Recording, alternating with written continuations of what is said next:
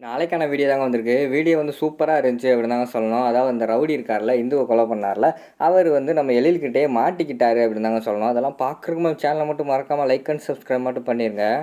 First எடுத்தோனே அந்த எழில் வந்து அந்த ரவுடியோட ஃபோட்டோ வச்சுக்கிட்டு, அவன நான் கொல்லாம விடமாட்டேன், அவன சும்மா விடமாட்டேன், இவன கொல்லாம என்னோட ஆத்திரம்லாம் அடங்காது அப்படிங்கிற மாரி வந்து அவங்க பேசிக்கிட்டு இருக்கிற மாரி தான் காட்டிக்கிட்டு இருக்காங்க. உடனே போலீஸ்காரங்க சொல்றாங்க, "சார் நாங்க அவங்கள கவனிச்சுக்கிறோம். நீங்க உங்களோட வேலைய மட்டும் பாருங்க சார். எங்களோட வேலைய நாங்க பார்க்குறோம்." அப்படிங்கிற மாரி போலீஸ்காரங்க சொல்றாங்க.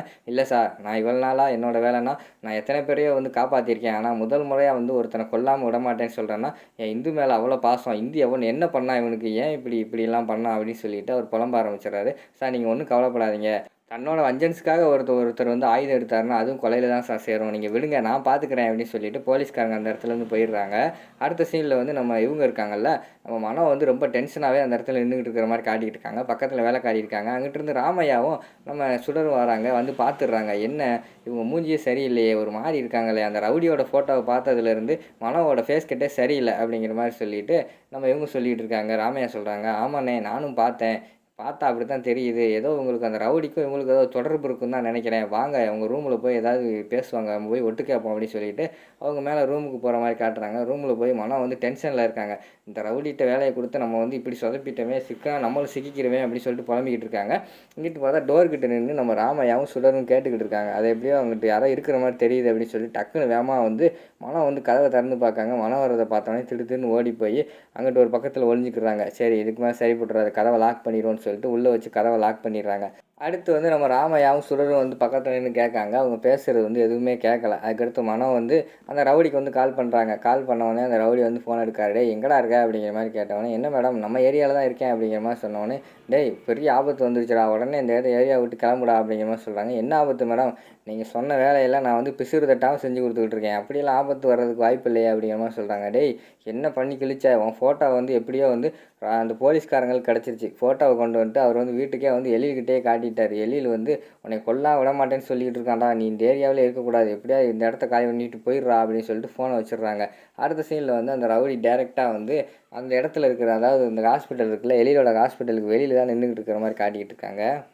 வெளியில் நின்றுக்கிட்டு நம்ம மனோவுக்கு தான் கால் பண்ணிக்கிட்டே இருக்காங்க. ரொம்ப டைம் கால் பண்ணி ட்ரை பண்ணிக்கிட்டே இருக்காங்க. ஆனால் மனோ வந்து ஃபோனை எடுக்கவே இல்லை. என்ன இந்த அம்மா ஃபோனை எடுக்கவே மாட்டேங்குது. சரி டேரெக்டாக வந்து உள்ளே போயிடுவோம் அப்படின்னு சொல்லிட்டு உள்ளே போகிறாங்க. உள்ளே அவர் என்ட்ரி ஆகும்போது மூஞ்சியை லேசாக க்ளோஸ் பண்ணிகிட்டே போகிற மாதிரி காட்டுறாங்க. அங்கிட்டிருந்து மனோவும் ஆப்போசிட்டில் வர மாதிரி காட்டுறாங்க. அந்த ரவுடியை பார்த்தோன்னே, "டேய் நீ எதுக்குடா இங்கே வந்த, வாடா." அப்படின்னு சொல்லிட்டு அங்கிட்டிருந்து டக்குன்னு இழுத்துட்டு போயிடுறாங்க. ஏன்னா அவங்க பக்கத்தில் வேற நம்ம எழில் வந்து இன்னொரு டாக்டர்கிட்ட பேசிக்கிட்டு இருக்கிற மாதிரி காட்டிக்கிட்டு இருக்காங்க.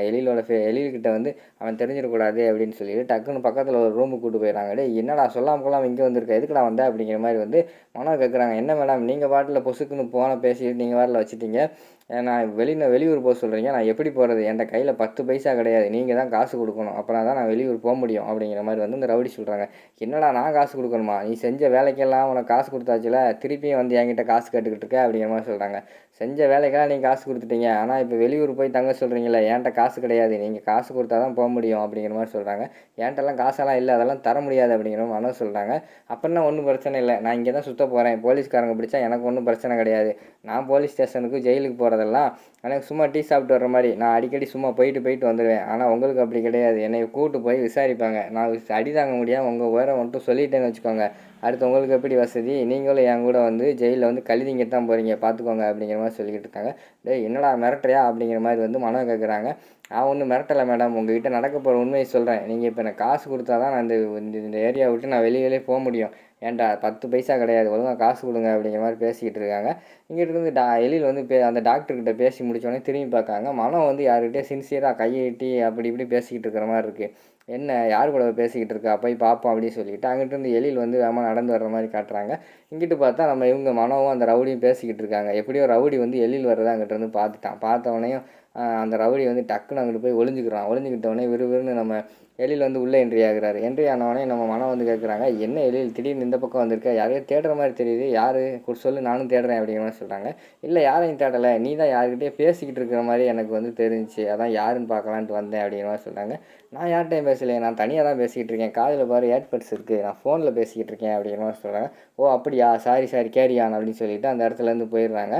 அடுத்து வந்து எல்லாமே அன்னைக்கு வந்து டாக்டர் இல்லை சாரி அன்னைக்கு வந்து ஹாஸ்பிட்டல் எல்லா வேலையுமே முடிச்சுட்டு ஈவினிங் வந்து வீட்டுக்கு போகிறாங்க. வீட்டுக்கு போகும்போது பார்த்துக்கிட்டிங்கன்னா, அந்த இடத்துல வந்து ரவுடி வெளியில் நின்று ஃபோன் பேசிக்கிட்டு இருக்கிற மாதிரி காட்டிக்கிட்டு இருக்காங்க. அதை கண்டுக்காத மாதிரி சைடில் கூடி வந்து நம்ம இவர் போகிறாரு, நம்ம எழிலும் மனவும் போகிறாங்க. ஆனால் எழிலுக்கு வந்து அந்த ரவுடி முகமே எங்கிட்டு வந்து ஹாஸ்பிட்டலில் தெரிகிற மாதிரி தெரியுது. இவன் எங்கேயோ இருக்கிற மாதிரியே தெரியுது அப்படின்னு சொல்லிட்டு பேசிட்டு போனவர் டக்குன்னு ஒரு இடத்துல நின்று டக்குன்னு திரும்பி பார்க்காரு. அந்த ரவுடி வந்து அவனுக்குள்ள ஃபோன் பேசி நின்றுட்டு இருக்கான். அதை பார்த்தோன்னே ஷாக் ஆகிடுறாரு.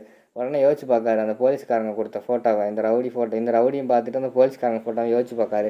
2 பேரும் இவங்க தான் அப்படின்னு சொல்லிட்டு அவர் ஷாக்காகி முறைச்சி பார்த்துக்கிட்டு இருக்கிற மாதிரி காட்டிக்கிட்டு இருக்காங்க. அதோட பார்த்தீங்கன்னா அந்த எபிசோட வந்து முடிச்சிடுறாங்க.